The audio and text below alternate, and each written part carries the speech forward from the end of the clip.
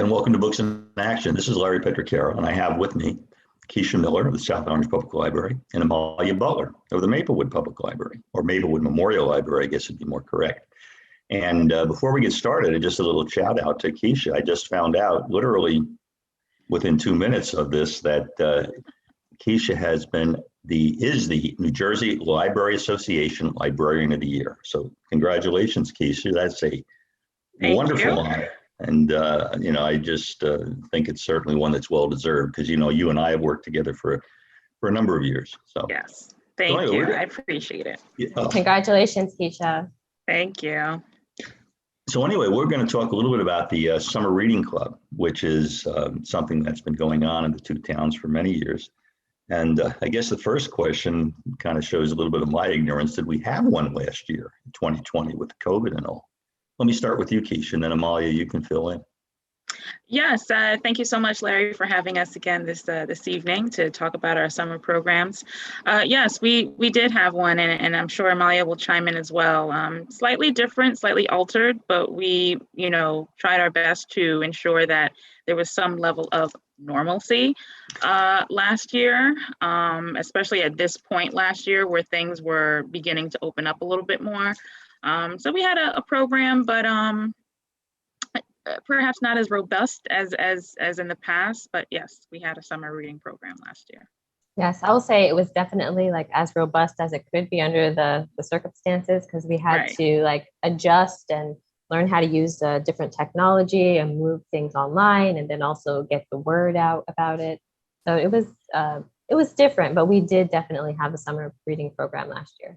Yeah. Right. I think just as an aside, that's one of the things I don't think you get enough credit for is how you embrace technology and make so many things available to the community through the library. And when you have to learn that stuff, I guess it can't always be easy. There must be a little bit of anxiety in hoping the computer won't explode on you or something. What were some of the adjustments you had to make? Go ahead, Keisha. Go ahead. No, go ahead. Learning how to master YouTube Studio and how to do some video editing. That was my biggest learning curve personally, because I had to do some story times. So I'd have to edit and splice and upload and download. And now it feels like second nature. It was actually one of the great skills that I picked up during this time. Yes. And certainly just to piggyback on that, as we move forward in the event that we need to have another component to our programs, even though we're moving towards in-person programming, we now know that we can incorporate a virtual piece for people who may not be able to make coming into the library, that particular day, but they still want to be a part of the program. So that's a positive about it. But like Amalia said, so many learning curves, being Zoom bombed and, learning the different updates with other social media platforms. And so, but all a learning curve, but certainly there's benefits to that learning curve. Yeah, I commend you for that. I don't think knowing things can hurt. In fact, you're librarians. I mean, I guess you got to believe knowing things can't hurt, because that's kind of what you do. But what was the YouTube something that did you read to kids or something? How did you? What was the YouTube? The editing and so forth. What was that used for? Was it sent out to a distribution, or how did that work? Well, we have some programs on demand. So we'll have programs on Zoom, and we will record them, and then we'll make them available on our library YouTube channel. We're calling Maplewood Library on Demand. We also did some programs, I know that Keisha is as well, or did as well, on Facebook Live, just trying to reach people, wherever they were. Did you find those successful, Keisha and Amalia? Were they successful in reaching people? Yes, and I think both of us, coming from both libraries, were able to utilize different media platforms in a different way. Maplewood did their story times on YouTube, whereas in South Orange, we did our story times through Facebook, and some other story times through Zoom as well. But we were able to capture the live audience on Facebook and have the story times stored there temporarily. But using YouTube, just like Amalia said, any programs that we had via Zoom, we were then able to use some editing features and upload those videos to our YouTube channel. In fact, one of the most popular programs, not a children's program or a teen program, but an adult program featuring Joe Clark, who was the principal at Eastside High in Newark. And our very own program coordinator, Phyllis Kalb, had interviewed him a number of years ago and got a ton of hits on our YouTube channel. So it was just a great way to keep people informed, but also reintroduce people to the library, but also maintain the presence of the library given the circumstances we were under. So YouTube, Yeah. Facebook, all of that was extremely helpful. Definitely. And also giving people, everyone was juggling so many things during the day. Like sometimes, a parent or a family might have time in the evening to do a program with their kids or with their family. So that was also something that I was happy that we could offer. Right. Well, it's great. I mean, it's I just don't think we appreciate the library as much as we should. And most of us, I don't think, know everything that's available. But so tell us a little bit about, let's start with you this time, Amalia. Tell us a little bit about the summer reading program for this year. Well, the summer reading program is going to start on June 21st and go through August 6th at Maplewood. And there's something for all ages, from babies up to 110-year-olds. And we're going to have some, or if you're even older too, you're welcome. We're going to have programs in a hybrid format. So we'll have some in person and some online. We're also going to have registration the same way. You can use a paper form or you can register online. And likewise, for the kids, the prize recording will be, you can use a paper or you can do it online as well. But we're really focusing on getting people reading and writing this summer and just trying out some new activities. Yeah, and Keisha, the writing component of it that Amalia mentioned, is that something you're working on as well? Yes, we've always been able to incorporate the writing piece of it, but like at Maplewood in South Orange, we're also beginning our summer reading program on June 21st, first day of summer. Yay! Yay! And we'll be going a little bit longer until August 16th, which is when we'll end the recording, giving away prizes and such.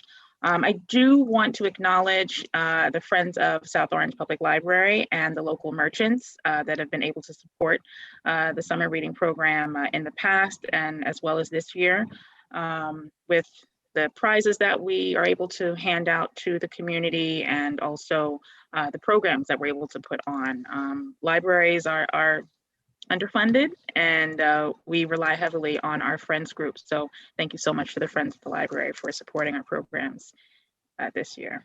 And yes, likewise, the Friends of the Library, they are really key to the summer reading program for all ages. Without the Friends, we really wouldn't be able to do as many of the activities or give out the prizes, and it really makes the program that much richer. So thank you. Absolutely. Well, last year, even though you were working under constraints, was there a drop off in the number of participants, or once people got aware of what was happening, did it get back to normal, or what would you anticipate would happen this year? I would say, oh, go ahead, Keisha. No, I would say that there was definitely a drop off last year, just because people just didn't know what the next steps were going to be. I mean, collectively, we can all say we wanted to be outside, we still want to be outside, but this time last year, people just didn't know. And one of our biggest PR tools, and Amalia would agree, is visiting the schools to promote summer reading. And so last year, we weren't able to get into the schools.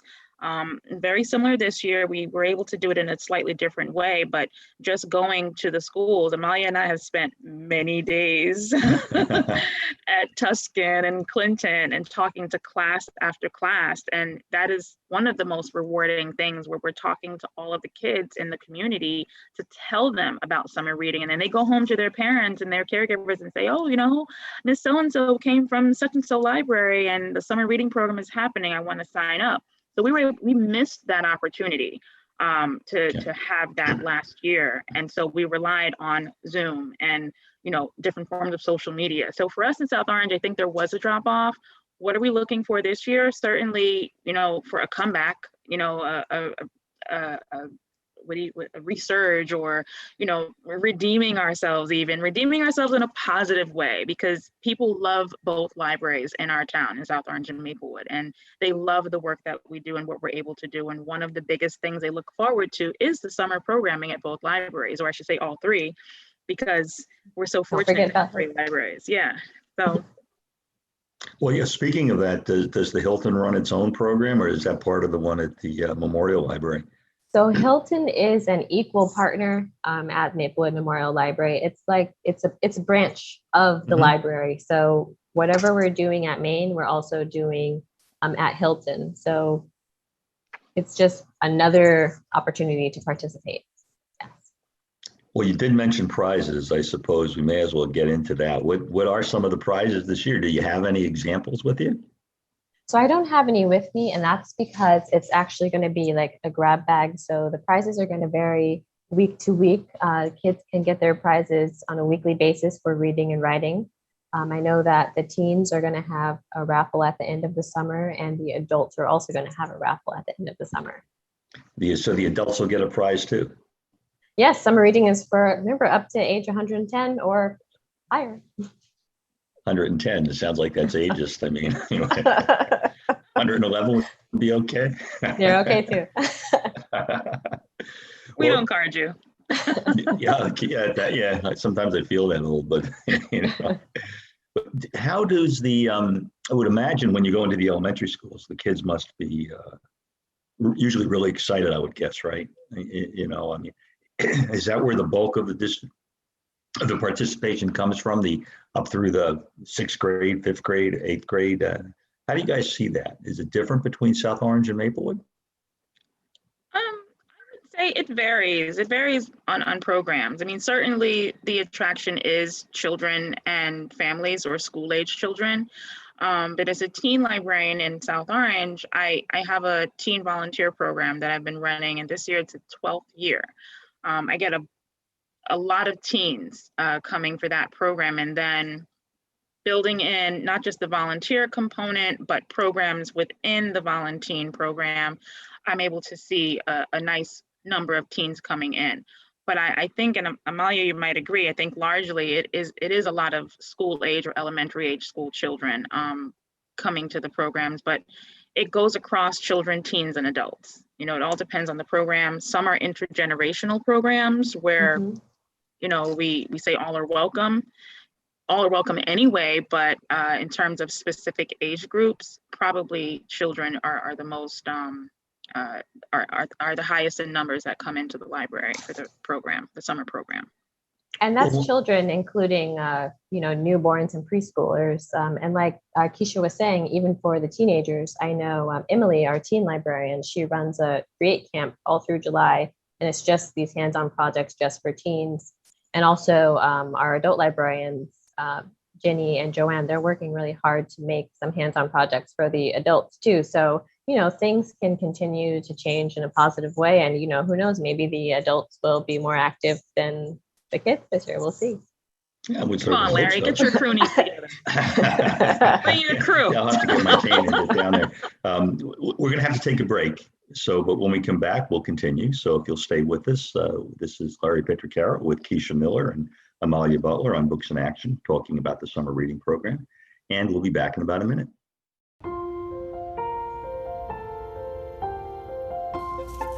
It's an onion.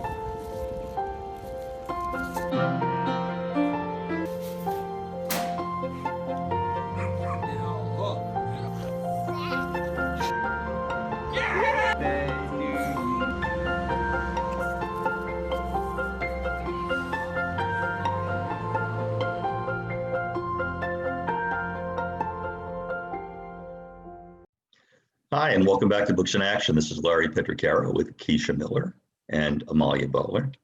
And we've been talking about the summer reading program. And we talked a little bit about the age range. Anybody can join. You don't have to be a kid.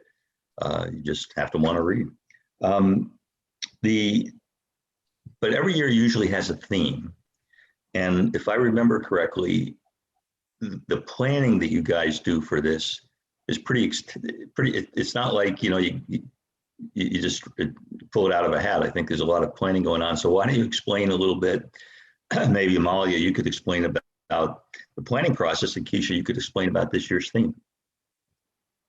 Okay, and I mean, feel free to jump into Keisha because we did some of the planning together. I'll start off with the summer reading list. That's like a joint effort between the South Orange Public Library, Maplewood Memorial Public Library, and all of the South Orange Maplewood School District school librarians. So we meet over the course of, well, this time we met virtually over the course of a few weeks, and we talked about the books. We selected the books. For the kids, we have two lists, a book list for kindergarten to second grade, and then a second list for third to fifth grade. But of course, these are suggested titles, and kids can read anything and everything that they would like over the summer.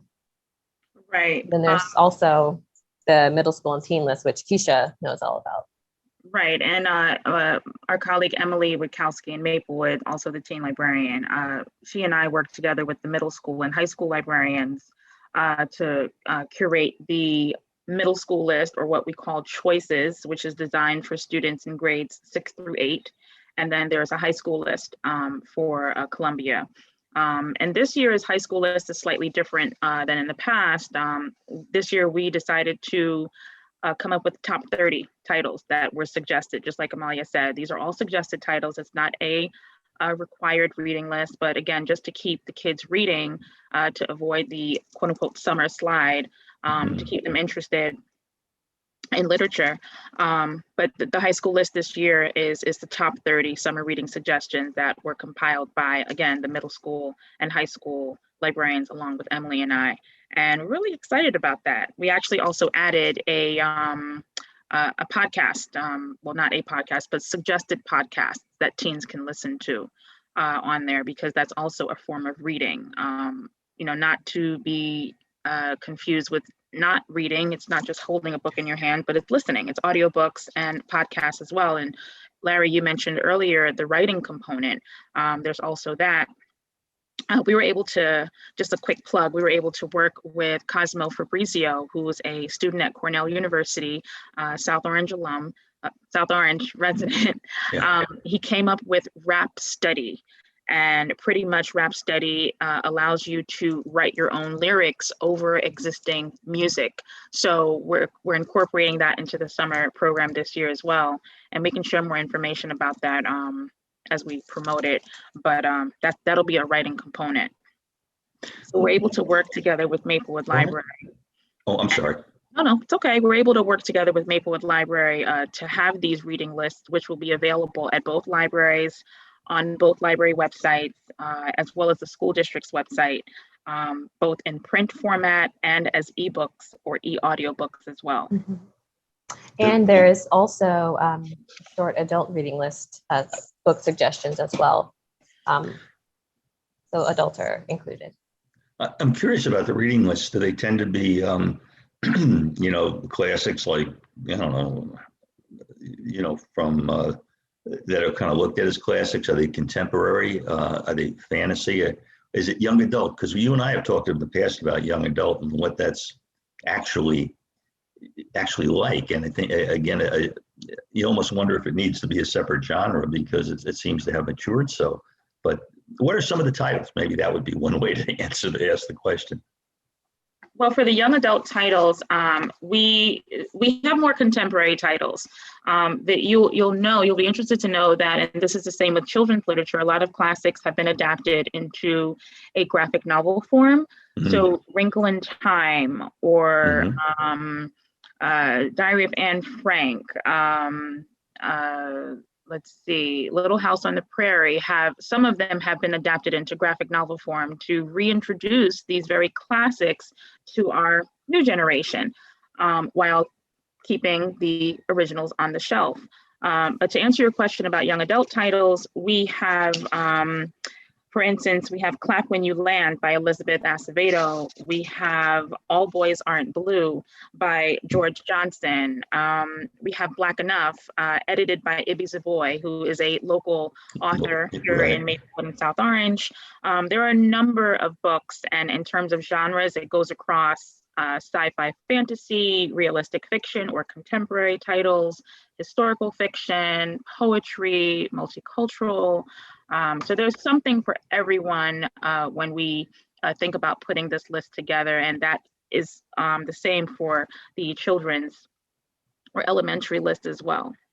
Yes, the elementary list, as I said earlier, there are books for kids from kindergarten up through 5th grade. And something that we try to do is make the books culturally reflective and culturally sensitive. So every child can find a book on that list that they can relate to. And even also, like as equally important, other children can read about other people's experiences so they can, get some more cultural sensitivity and awareness. Mm-hmm. And the genres span, historical, fantasy, nonfiction, picture books, poetry, biography, easy readers. Yeah, and it must be difficult to some extent to appeal to such a wide range, because you even let little kids, I mean, not little kids, but even infants you talked about being able to come. I guess they're read to, right? Yeah. Well, yeah. It shows you where I am, but yes, of course they'll be read to. You mentioned Rap Steady, was it? Or Yes, Rap Steady. It's Rap Steady. Pretty much, Cosmo Fabrizio, as I mentioned before, is a South Orange resident and now Cornell University student. And he and a couple friends of his are co-founders of this. And using mainstream songs that we're hearing, streamed or on the radio, using those beats, kids can put their own lyrics to those beats. Through Rap Study. So they're learning about their subjects, math, history, English, writing. That's the study element of it. But they're using lyrics that they are personalizing to those beats. It's a pretty interesting concept. And we were able to launch it this spring, and it's taken on by some elementary age school kids, but I'm hoping that teens will be interested in it as well, because we have so much creativity here in South Orange, Maplewood. I mean, so much. Rap Study being one of those very things. But if you have questions, you can certainly stop by the library and we can give you kind of like a rundown and a tutorial. But the website, I believe, is rapstudy.com. And you can head over there and check it on out. And if it isn't, then I will double check. Well, I was just wondering too, if you're going to have a performance component of that, and if the kids do their lyrics, are they going to, stand on the front steps? That would be nice. That would be nice. And so, in order to highlight it a little bit more, I'd like to see what happens over the summer with it. And that could definitely be a program that we have in the fall, because we're looking ahead to having more in-person programming. And I say more because, like Amalia mentioned before, our programs will be a hybrid. There'll be some Zoom programs or virtual programs rather, and there'll be some in-person programming. We have not gotten to the point where we're having programs indoors or inside of the building. So folks should be mindful of any story times or any kind of opening day or closing day festivities will all be held outdoors. But as we look forward to the fall and winter months, we anticipate having indoor programming. And so, yes, we can have some kids perform their lyrics from Rap Study at the library. And Larry's going to be there. I'm already volunteering him to be there.